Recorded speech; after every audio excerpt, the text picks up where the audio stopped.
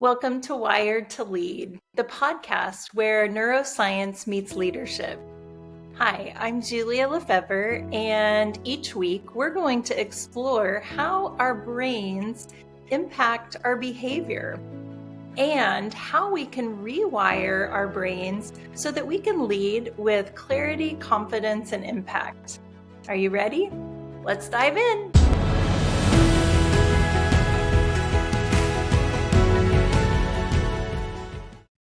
Well, good morning, everyone. I am excited to have Daniel Wachter with us today. Meet Daniel, a transformational CEO and a global business conductor, so to speak, who's leading the Colorado Symphony with a rare blend of artistic passion and business precision. With a track record of turning complex challenges into sustainable success, he's redefining how the arts fuel innovation, community, and economic resilience. Daniel, welcome to Wired to Lead. Thank you, Julia, for having me. I am really excited to have you here. We were talking about, just for clarification purposes, you're not a musical conductor, and yet you are a conductor of sorts. So Kind of. tell us a little bit about what you do, and tell us a little bit about your leadership journey. No, happy to do that. I mean, obviously, I enjoyed musical education when I was a teenager.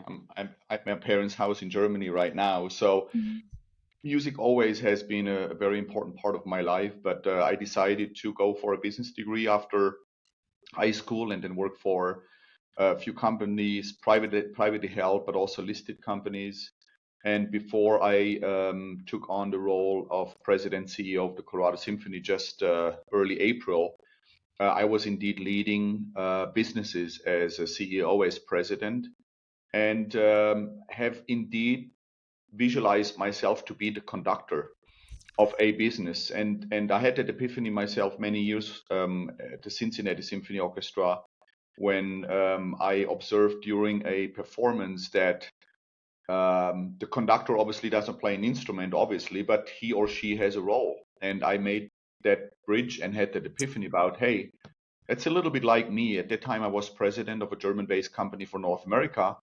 And watching the conductor, I realized I'm not selling, I'm not producing, and I'm not shipping, I'm not collecting any receivables.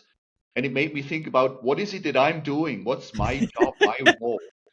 And the longer I thought about it, the more I found the analogy about conducting an orchestra and me conducting my team, my vice president sales, operations, services, CFO, and found my role to be very similar to the one of a conductor, like having an idea about what is the music that we want to play, who is our audience, how do we make sure that we're playing music together, not only giving the time, but also really orchestrate the different functional teams. So again, I enjoyed this analogy and enjoy it since then. And indeed, because of that, like to look at myself as a business conductor while I was still leading businesses for profit. And now being the president CEO of Symphony Orchestra of the Colorado Symphony in Denver, Colorado, it's kind of still the same. I'm not conducting on stage and I stay out of the way of the artistic leadership, but a symphony in the United States is like a business, so I'm conducting that business now. I love the analogy. I really do. And one of the things that stands out is that the conductor, the leader, is they have to know a little bit about what each person is doing, but they're not the expert in each role. What they're doing is helping the experts work together to create something really beautiful. Absolutely. And a very important thing that I've learned the deeper I dived into this analogy is that it is not only the orchestration of the different functions in a business or like the different sections of an orchestra, but indeed also engaging with the musicians prior to the performance about how do we want this to sound like and to get aligned on very important parts of the music. And to your point, the conductor not playing an orchestra or me as a CEO, not selling, not producing, there is a fine line on how much you lead, but also how much space you need to give to the people who are the experts so Mm. that they perform their role while making sure that we are aligned on a joint vision, on a goal, on the strategy, being aligned about who is our audience, who are our customers, who are not our customers, right? So again, many Absolutely. analogies up to the point that I found someone who is able to deliver this analogy as a workshop to leaders. We've just delivered such a workshop 2 weeks ago in Really? Colorado. Yes. Oh, I love that. Yeah. Well, before we get too far into today, part of Wired to Lead is exploring the experiences that shaped you, that wired you for leadership, because you, as you've kind of referred to, you've had a lot of different leadership experiences Mhm. leading to this. Mhm. And I'm just curious, where did your leadership journey begin? Um, I would say it started obviously through professional education through my college. I have a business degree in or a bachelor degree in business administration, which I then enhanced through a master degree um, about 2 years into working. Hmm. And obviously that formed intellectual understanding, right, of what business is, how to run a business, how to lead. Although I have to admit, while I've learned a lot about management and leadership through my bachelor and my master's, the most groundbreaking or most important and shaping experiences in leadership were much more coming from the arts than from business books. One example, I had my first P&L leadership in Belgium. That was as of 2004, so it's a little while ago. And that was my first P&L responsibility, first time really leading a bigger team. And I did probably everything wrong that one could do wrong at the very beginning from a leadership perspective. So I was the boss, I was the managing director. People came to me with questions, and I thought that I need to deliver the answers. And to be honest, I answered to questions not knowing what the answers were, but I thought that I had to give answers. I mean, hindsight, it's funny, it's even next to stupid, but I felt like I have to do that. And then I Well, went to and the don't you think, Daniel, that so many leaders feel that pressure that I'm the leader, I have to know the yeah, answer? yeah. Absolutely. And again, I was in this same trap. And until on Easter 2005, I by accident happened to walk into the Rubens house in Antwerp, in Belgium. Rubens, a very, very successful artist in his times, made a fortune during lifetime. And the trigger that made me interested in visiting his house when I walked by was that it claimed that he sold more paintings during lifetime than he could ever have painted himself. And that kind of triggered me to say, I want to learn more. So I went in, made a tour, and I think it's one of the most influencing leadership lessons I've learned is how did he do it? Well, actually, he had an idea of a painting and he made kind of a script of the painting. And once he had the script of this painting, he indeed delegated the painting to specialists that he employed in his workshop. So he called the team to say, hey, team, here's my idea. Here's the script. That's how I envision it to look like when I'm done. So please, here it is, your turn. And he kind of Wow.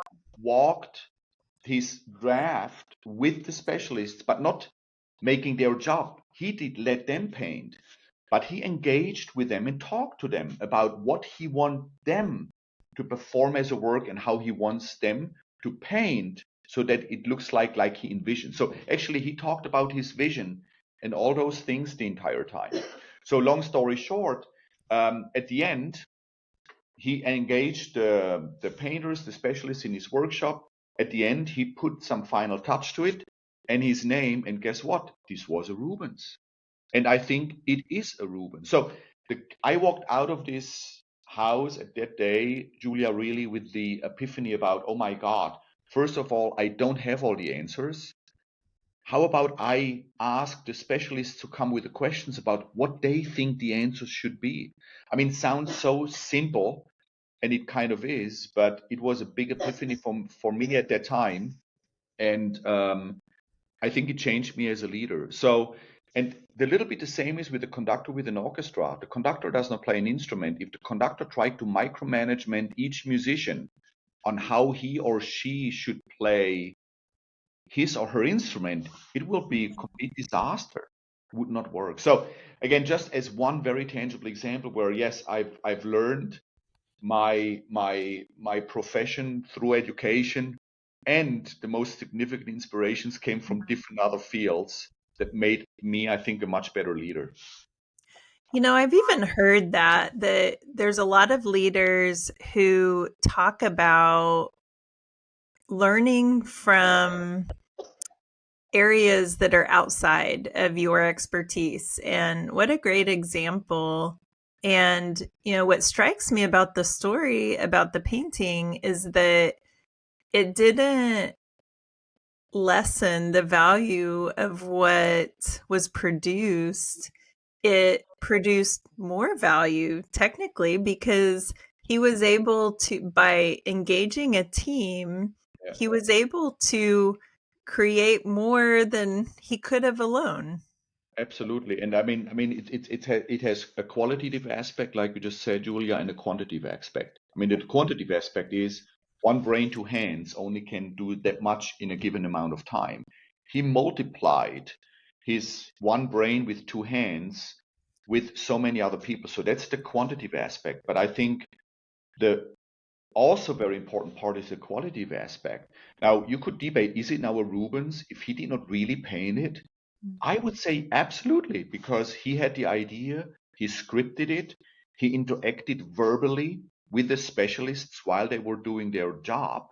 And at the end, he probably, yes, did put a final touch on that. But yes, absolutely, it is a Rubens. And again, the key epiphany for me was at that time really is that I need to put the right people into the right place, enable, empower, enhance, and encourage them.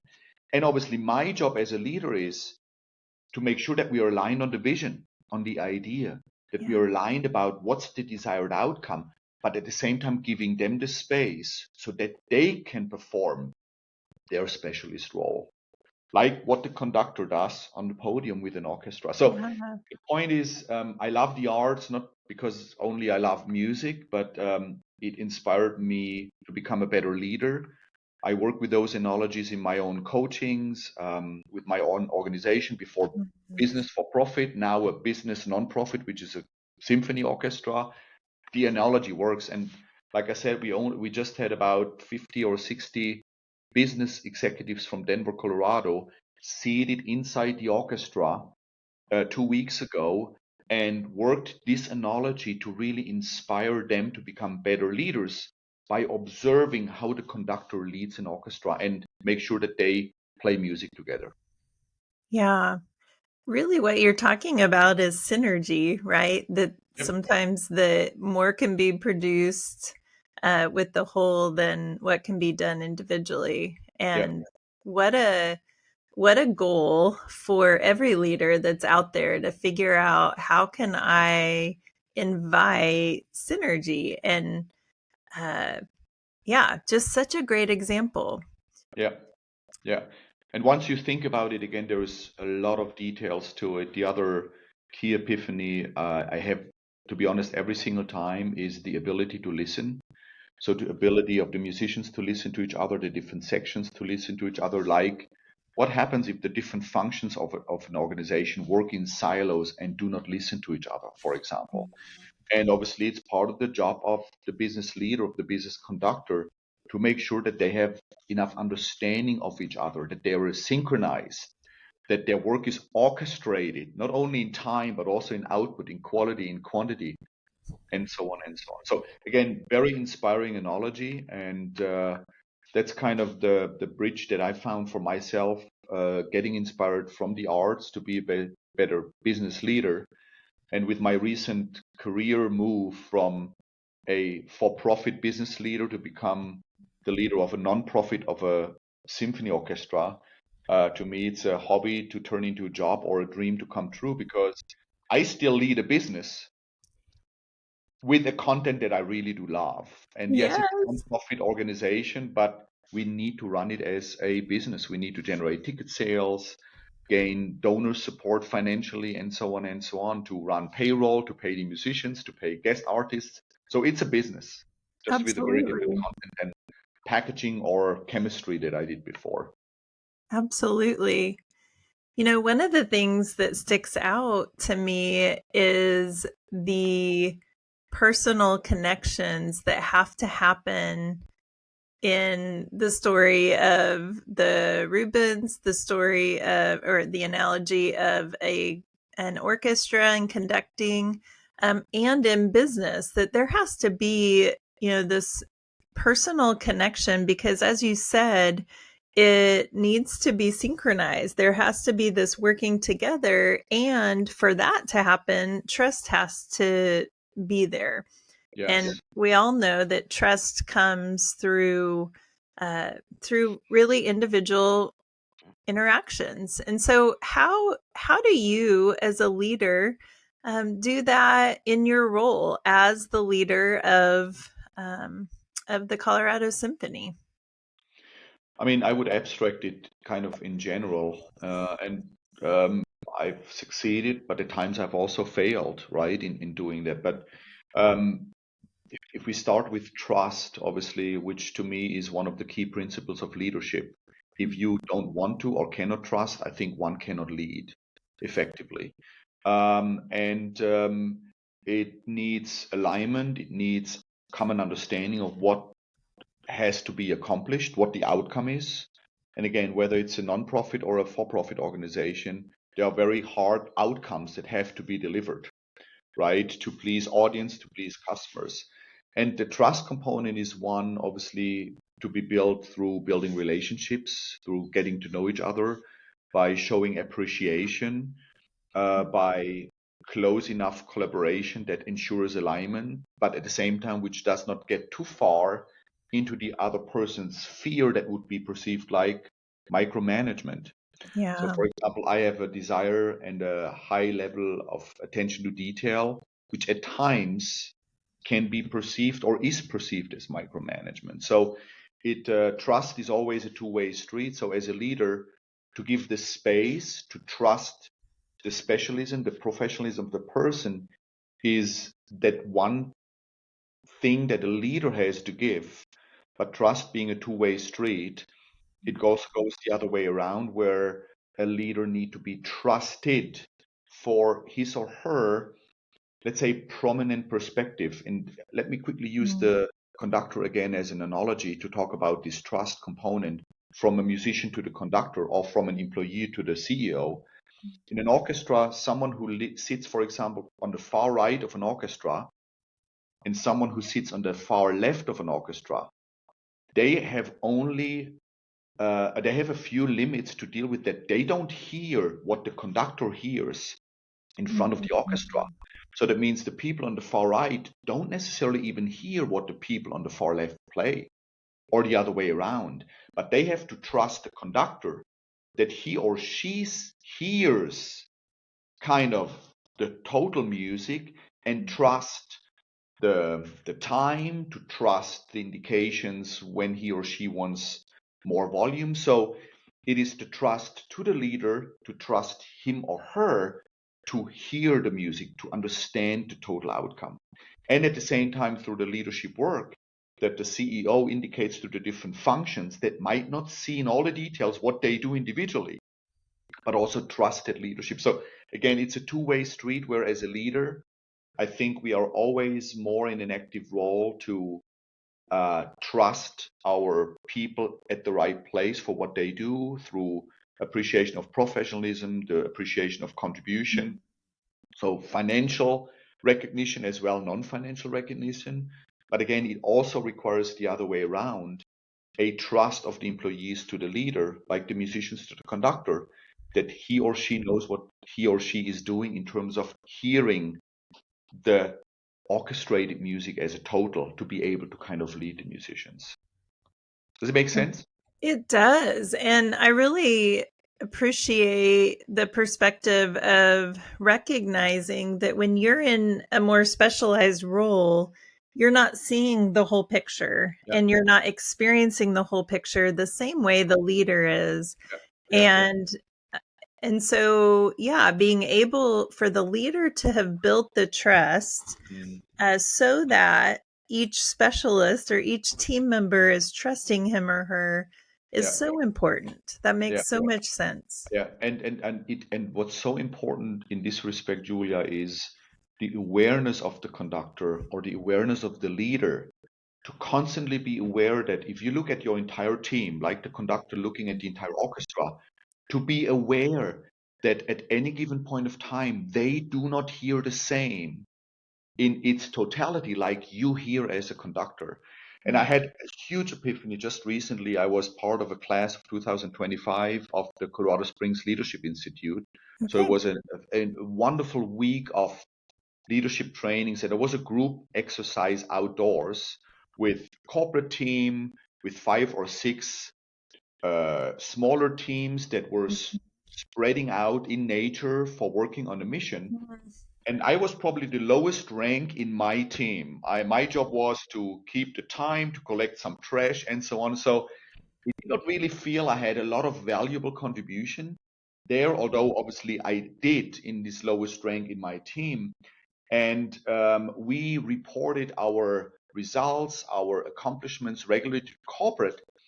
And what did not happen is we never got any feedback, and we were complete in the dark. We knew what we were doing, but we were not knowing how great or not great of a contribution this is to the total, and so on and so on. And I have to admit, for me, it was the very first time to be on the complete other side of the spectrum, which made me understand why sometimes my people in my organization got frustrated with me because I had full visibility of everything, but I forgot that this is a very privileged position, that I have the duty to keep in mind that I need to constantly give feedback on the total picture. And that's one of the most important jobs of a leader. And if that's not done as a leader to the people, they will not trust because there is no or too little communication coming, for example. Yeah, it leaves too many questions unanswered. Yes, And people want to do a good job and they want to know that they're doing a good job or even not. And so that they can change some things to fulfill the expectations of the leader. absolutely. Absolutely. Absolutely. Wow.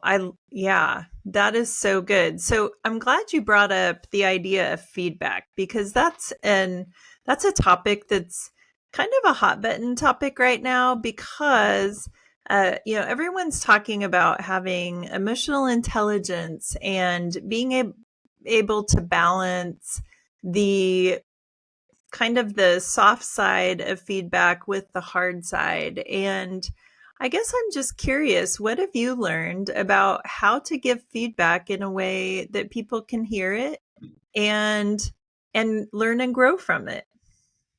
I mean, believe it or not, out of this 1 week of leadership training, together with, I think, 16 other leaders from various industries, profit, non-profit in Colorado Springs, I would say one of the most important contents of this whole training was just about feedback Mm, and how important it is and how important of a leadership tool, maybe the most important leadership tool, feedback is, because it is encouraging, it's empowering, it's enabling all those who kind of indeed play the music, which is not what the conductor does, right? But the ones who do the job. And I mean, very high level, what I've learned early in my career, the hard way as well as the easier way, is you talked about recognizing. I mean, obviously, um, praise in public and criticize in private, for example. So never mm, criticize in public, because it puts people in a defensive position. And if there is, let's say, not so good feedback to kind of be given, to rather do that at the right time, to do that in private. And we had really very interesting sessions during that leadership training to really learn to give good feedback and mm, how to break feedback down into different things in terms of here are the facts. this is what I observed, and that how it made me kind of feel, which is in this respect always very subjective, but it kind of opens the space for me, who is the one who provide the feedback, to not attack anyone, but to let that person know what that outcome or that action did with me.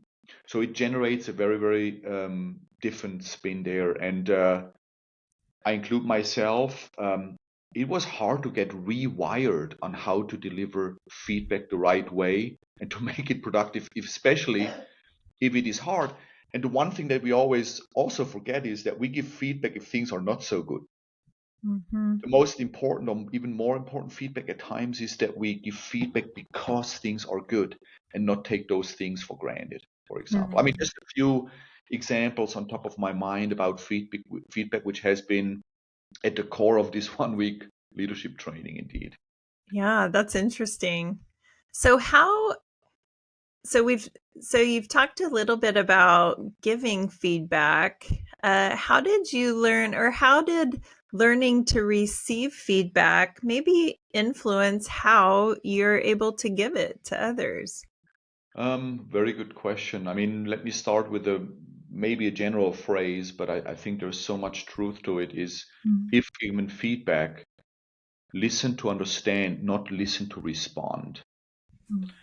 So to get out of this trap to instantly respond, but before doing that, really first making sure, do I understand what the feedback is that I'm given? Do I understand what this is about? Do I understand my role of whatever happened? And to really explore that feedback in a way to understand its meaning. And good or bad, just at first to accept it, including giving the other person the benefit of the doubt that if it is kind of difficult or negative feedback, that this is not feedback given to attack or put myself into defensive spot, but to create a productive conversation to improve things in a way. So it is the listening part, it's the understanding part. I think it's also the trust in the Yeah. relationship that there is good intent, especially if it is tough feedback or not so easy or I don't want to say kind. It can hard. I think there was a nice saying. It doesn't come back to me, but hard feedback can still be kind. So Mm-hmm. it's not necessarily a contradiction. And I have to admit, one of the biggest epiphanies I had during that week as well, that one of my teammates, who I get to know very well, um, appreciating her in what she does professionally as a person, there was a moment where I felt I had to give a criticism in a behavior I've observed. And I was scared of doing that because, seriously, because I did not want to hurt her. And through those role plays, I was first of all encouraged not only to give this feedback, but also trained on how to give it. And I have never received better feedback from giving feedback than from her, because of having been able to do it right, and it made her aware of something she had not been aware of. So at the end, it was a win-win. Most importantly, I had to overcome my concern to hurt her, which I did not want to do, and I really rehearsed very well to do it in a way which fortunately worked out to not hurt. And the impact that feedback had was something I had no idea how much it would mean to her. So it's worth to think hard about it and to rehearse if needed, especially if it's sensitive, especially if it is a person you don't want to hurt, but where you feel like you have to give feedback because that person might not be aware of Yeah. you. And in this case, that was even true. So, yeah, What very, a Really, that's an ideal illustration because it brings to light that most of the time we are concerned about yeah, each other, yeah, and nobody wants to hurt one yeah, another.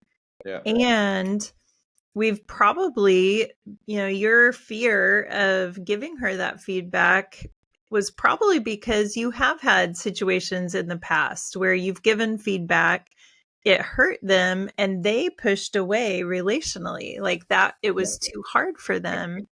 And absolutely. so those experiences really get lodged in our brains. And because our number one need as people, as humans, is to to belong, to be connected to one another. And so when there's any sort of a threat, we're kind of taken back a little bit.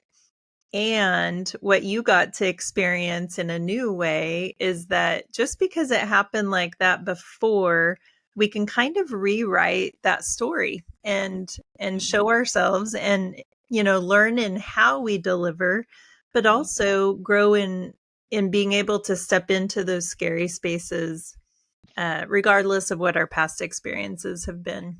Absolutely. And you just made me realize, Julia, that the fear was indeed twofold. First of all, like I've already said, I fear to hurt.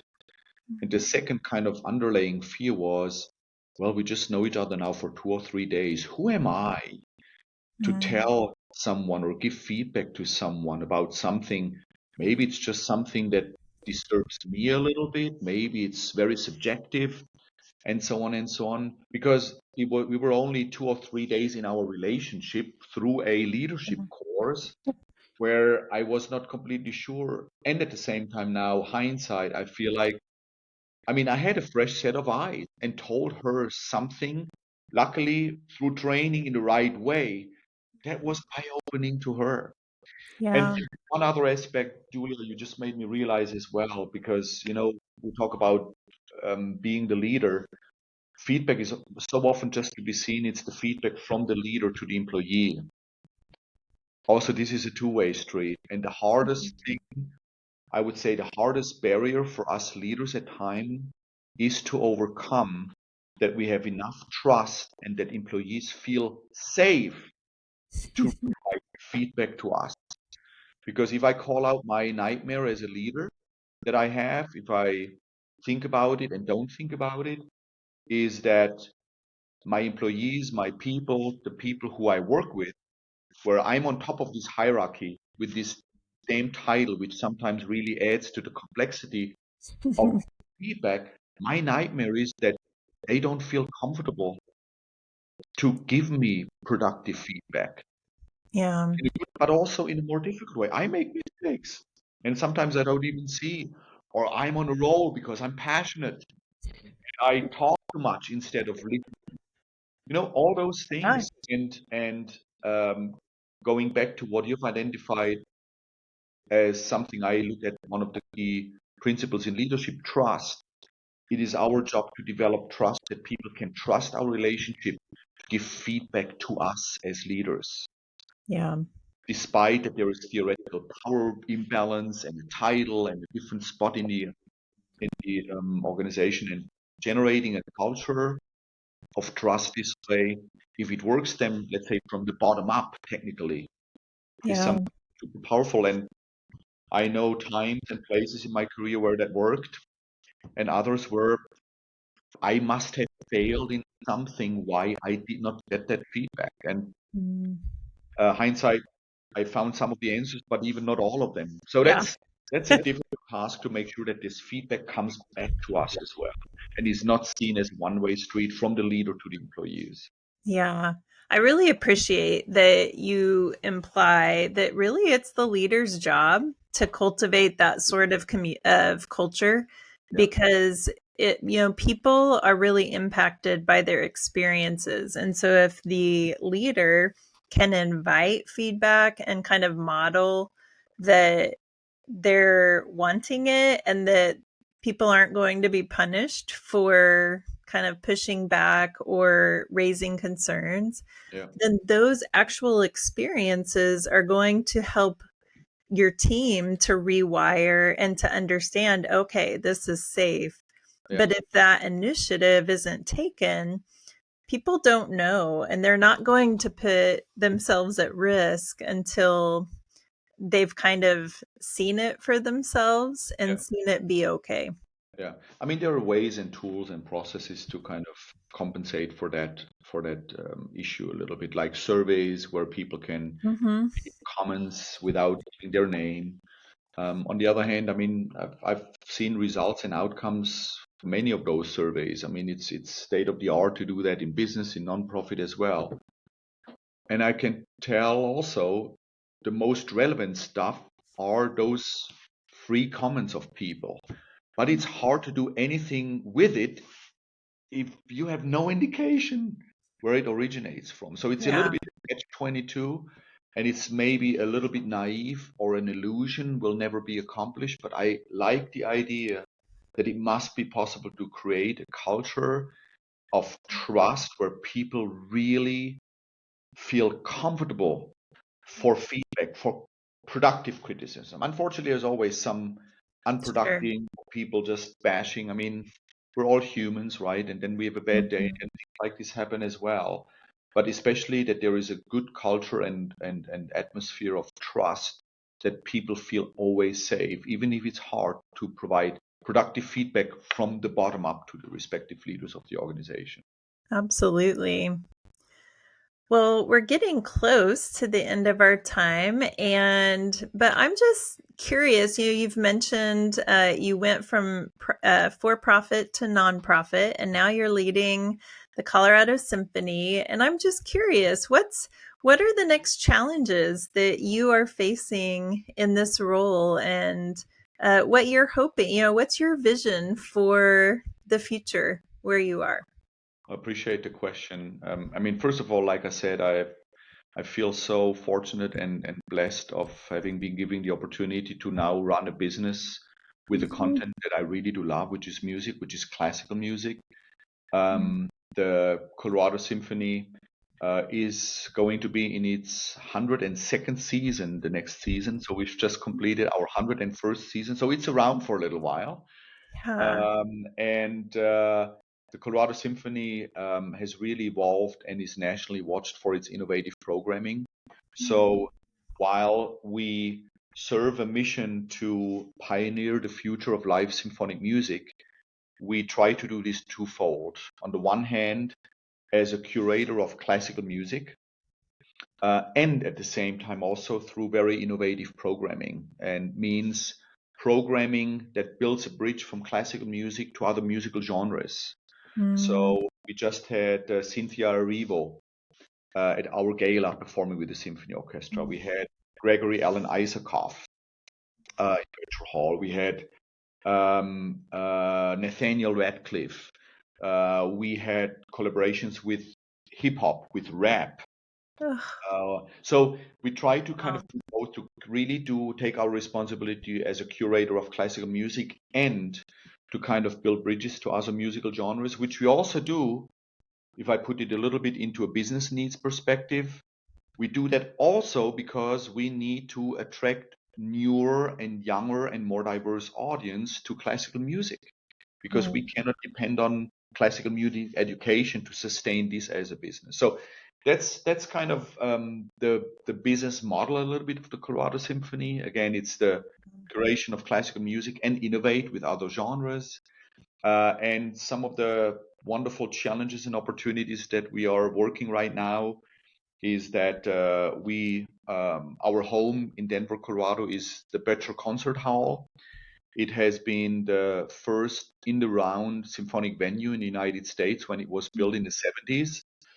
And it's 47 years old and it needs care. So we are working very closely together with the city of Denver to reimagine its future, on how this role can be renovated, how it can be upgraded to serve future generations, to act as a connector in the community for classical music, for other music that we perform with the Colorado Symphony and other musical genres, and as a great community builder in Denver, Colorado. So that's kind of my twofold challenge opportunity. Obviously, the symphony as a business, right? Mhm.